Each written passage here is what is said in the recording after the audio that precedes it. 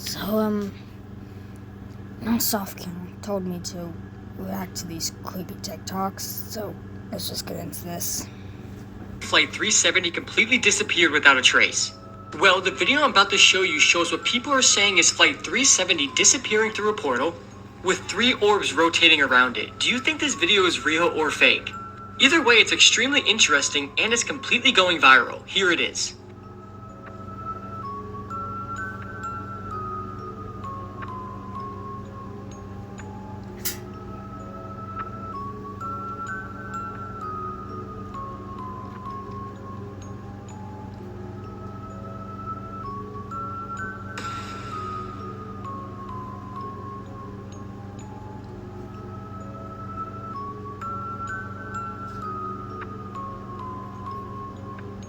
Okay, what's going on here?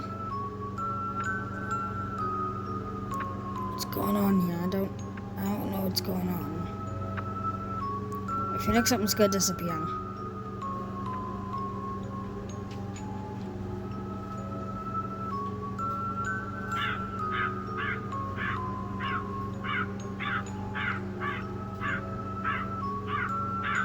What the heck?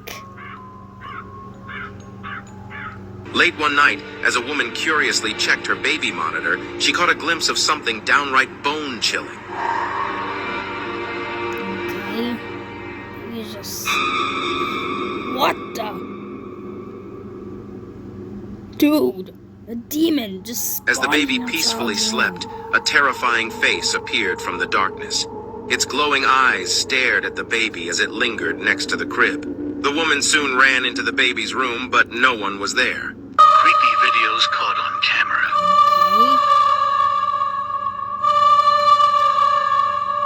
Okay. What the... 1991, a 12-year-old boy named Jared Negretti went hiking on a camping trip with his Boy Scout troop that consisted of 14 other boys.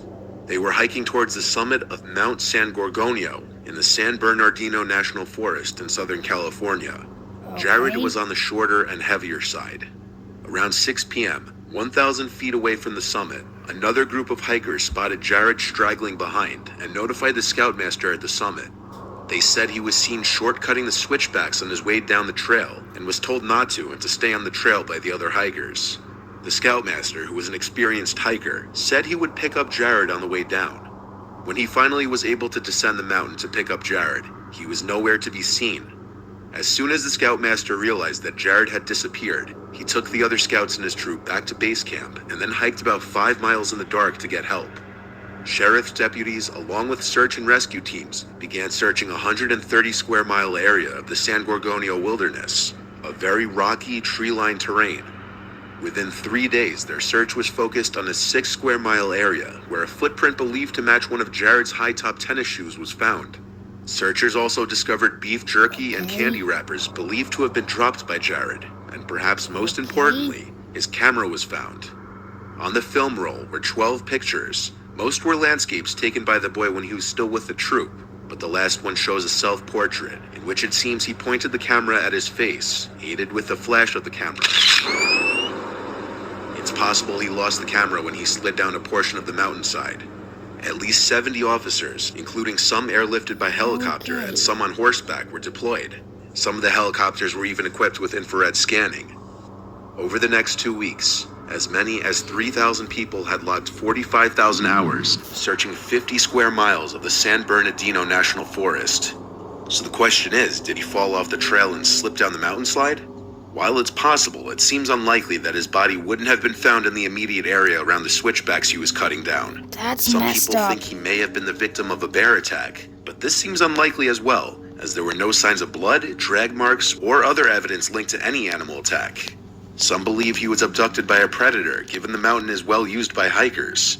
To this day, 3 decades later, Jared's remains have never been found. Ever heard of a monkey paw? The original story of the monkey paw was pretty much this father and his son. They were playing chess one day, right? And they're waiting for his friend to come over. And his friend, he's a general. The general comes over and he talks to the father about what he's seen. And he talks to him about this trinket that he brought with him, which is the monkey paw. This monkey paw, it came from an Indian, witch doctor.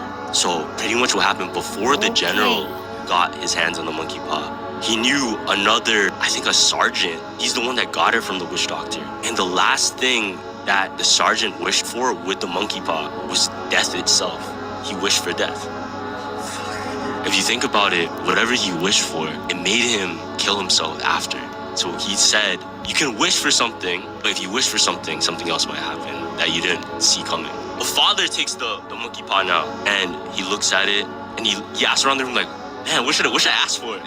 And the son goes, yo, ask for money. He goes, I wish for 200,000 pounds. This man claimed to be able to summon ghosts for pictures. This dude is named William Mumler. Okay. In the late 1800s, he claimed that he was able to use his abilities as a medium to summon the dead for photographs. People who had lost loved ones would come to him and ask for their picture to be taken to see if the spirit of their family member was with them. Surprisingly, he was able to provide everyone with an image. Some people would see their loved one behind them, holding their shoulders. Some would see their child standing next to them. He claimed he could only take 2 to 3 photos a day because using his gift to summon the ghosts was very taxing and made him weak. Needless to say, Mr. Mumler became very popular. People were using his photographs as proof that there is a life after death. The world seemed to be changing. Even the famous Mary Todd Lincoln had her picture taken by the man. Things were going great for William until one day he took a picture of someone, and the ghost that showed up in the photograph was suspicious. The man who had paid for the photo recognized the ghost as someone who was still very much alive. This led to him figuring out that Mr. Mumler was a fraud and was using a double exposure technique in his photographs. William Mumler was outed, and his reputation... The Piranha Attack of 1976. Okay, that's gonna creep me out. Anyway, bye.